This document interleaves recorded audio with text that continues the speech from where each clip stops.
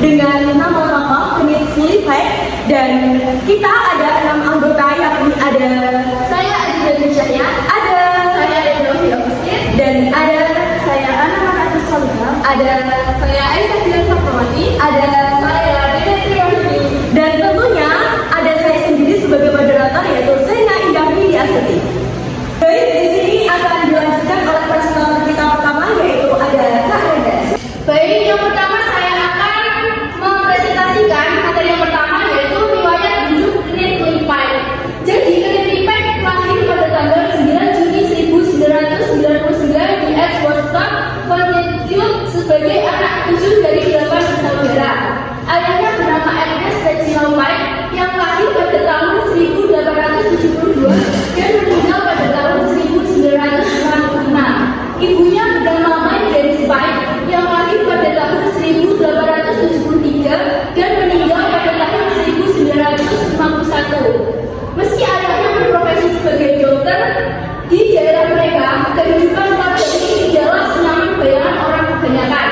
Ayah dan ibunya hampir tidak bisa menopang 8 bersaudara itu. Tidak ada yang istimewa di masa kecilnya. Ia tinggi, kurus, dan terlihat canggung. Ia juga sering terkena penyakit dan memiliki fobia terhadap ketinggian. Ia juga seorang yang tidak buruk, benar-benar tidak terlihat sebagai sosok yang akan memberikan dampak besar bagi dunia. Selanjutnya ada perjalanan karir Knit Lipai. Jadi setelah menyelesaikan pendidikannya di Woodstock Academy, anak dari pasangan Ernest Reginald White dan Margaret White melanjutkan studinya ke Gordon College of Mission and Technology di Boston, Massachusetts, di bawah pengajaran Profesor Marin Tenney yang mempelajari bahasa Yunani Perjanjian Baru. White memiliki panggilan yang kuat. Keinginan kekuatannya di dunia misi diwujudkan dengan melamar ke salah satu organisasi misi, yaitu China Inland Mission atau disingkat dengan CHIM. Dorongan untuk melamar ke CHIM ini tidak lepas dari pengalamannya setelah membaca buku biografi Hudson Taylor, pendiri CHIM, yang ia temukan di salah satu rak buku ayahnya. Pada tanggal 25 Desember 1932, Pai mengirimkan lamarannya. Mulanya ia diterima sebagai salah satu kandidat. Namun kemudian ia harus berhadapan dengan kenyataan yang menyakitkan, yaitu Chai menolaknya. Alasan penolakan tersebut kemudian disadari sendiri oleh Pai. Ia memiliki ada 4 alasan yang menyebabkannya tertolak. Yang pertama, ia berpikir bahwa dorongan untuk pergi ke Tiongkok adalah dari Tuhan, bukan dari dirinya sendiri. Alasan kedua, ia tidak memperhatikan kelemahan psikis yang ia warisi dari ayahnya. Selain itu, masa mudanya saat itu juga membuatnya tidak memperhitungkan faktor-faktor sosial, seperti sifat gugup yang dapat menghalangi pelayanannya. Hal yang terakhir adalah ia kesulitan untuk membedakan bunyi yang dibedakan hanya dari ada tidaknya hembusan nafas, yang sudah tentu akan menghalanginya untuk berkomunikasi dengan masyarakat Tiongkok. Baik, materi selanjutnya akan disampaikan oleh Mbak Dinda. Baik, untuk perjalanan karir Knit selanjutnya yaitu Pai tetap melanjutkan studinya di Gordon College dan berhasil lulus dengan predikat terhormat. Setelah lulusannya itu pada tahun 1937, Pai masih menempuh studi yang lebih mendalam lagi di tempat yang sama, yaitu di University of Michigan selama setahun untuk mempelajari di bidang linguistik. Dan ini semua atas daungan traduction. Di sini ia dibimbing oleh Edward Sapir yang telah lebih dahulu melakukan kontak dengan suku-suku Indian. Sapir menunjukkan bagaimana ia menganalisis nada-nada dalam bahasa suku Navajo dengan meneliti kata-kata membedakan yang berdasarkan pola nada yang muncul bersamaan dalam konteks yang sama. Hal ini jelas sangat dibantu White di kemudian hari. Semangat dan panggilan misi dalam hati White belum padam, walau sudah pernah ditolak oleh CHIM. Setelah setahun bekerja bersama Citizen Works Administration CWA, ia menulis kepada pengurus organisasi misi lain mencari tahu apakah ada pelatihan bagi linguis dan penerjemah Alkitab yang mereka selenggarakan dari semua dewan pimpinan organisasi misi yang ia kirimkan di berbagai lamaran. Hanya Pioneer Mission Agency kemudian menjadi Language Bible Translation BBT yang membalas suratnya. Meski demikian, keadaan Pai sempat memberi kesan meragukan sampai Cantonment melihat dan menyakiti potensi dalam diri Faik. Dan materi selanjutnya akan dijelaskan oleh Kak Senia. Pada tahun 1935, Pax mengikuti sesi kedua Cambridge Lab dan pada tahun yang sama, untuk pertama kalinya ia mengunjungi perkampungan mixtex yang di Meksiko. Dan sejak itu, pelayanannya dalam dunia disilat ilmu linguistik pun dimulai. Bahkan dari penelitiannya terhadap bahwa bahasa Pictes inilah lahir bukunya Tom's Language dan The Nature of Colonial Systems mempelajari linguistik apalagi bahasa bernada. Memang tidaklah mudah, sangat rumit sehingga tidak heran kalau banyak orang yang frustasi dan menyerah. Namun tidak demikian bagi Pax. Ia sangat mencintai kerumitan tersebut dan baginya itu sangat menantang.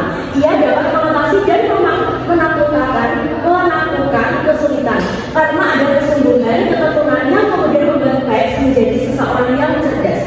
Baik, untuk presentasi selanjutnya akan dilanjutkan oleh Kak Dede. Oke, selanjutnya yaitu karya utama dari peneliti Paik.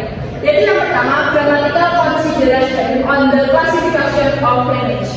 Karya ini merupakan salah satu yang paling awal dan berpengaruh di mana Paik mulai merumuskan konsep-konsep dasar dari taxonomy. Terus yang kedua yaitu ada language in relation to a uniform theory of the structure of human behavior. Dalam buku ini, Paik memperluas pandangannya tentang bahasa, menghubungkannya dengan aspek-aspek lain dari perilaku manusia. Yang ketiga yaitu language. Buku teks ini memberikan pengantar yang komprehensif tentang teori taksonomik dan penerapannya dalam analisis bahasa. Dan yang keempat yaitu tone language. Paik melakukan penelitian mendalam tentang bahasa tonal, memberikan kontribusi signifikan dalam pemahaman tentang sistem nada dalam bahasa. Yang kelima yaitu aksioma dan prosedur rekonstruksi dalam linguistik. Karya ini membahas tentang metode rekonstruksi bahasa, sebuah aspek penting dalam linguistik historis komparatif. Dan selanjutnya akan dilanjut oleh Mbak Aisyah. Yang selanjutnya yaitu kontribusi Knightley Paik, yaitu Knightley Paik adalah pelopor teori taksonomik.